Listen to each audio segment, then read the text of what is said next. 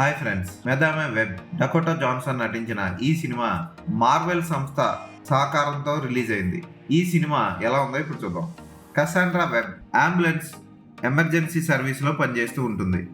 అయితే ఆమె ముందేం జరగబోతుందో చూసే శక్తి కలిగి ఉంటుంది.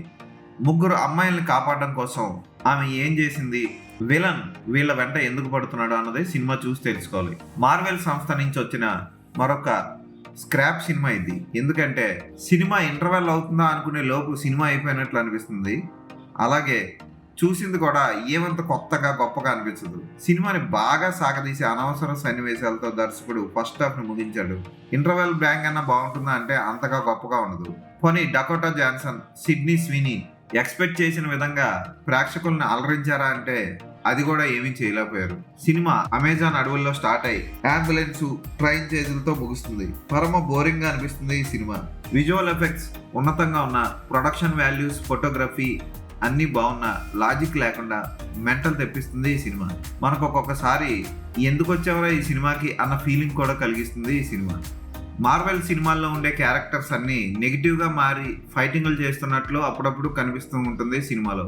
ఏదైనా సరే ఈ సినిమాని సరదాగా ఒకసారి చూడాలి అనుకుంటే మాత్రం ట్రై చేయొచ్చు. ఈ సినిమాకి నేను ఇచ్చే రేటింగ్ 2/5.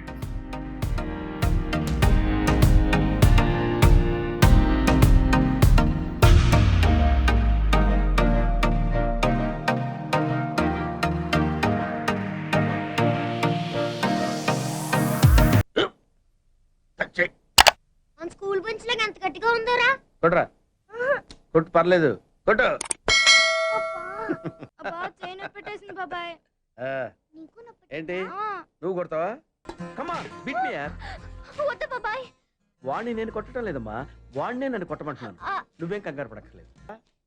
అడుగుతావేంటి?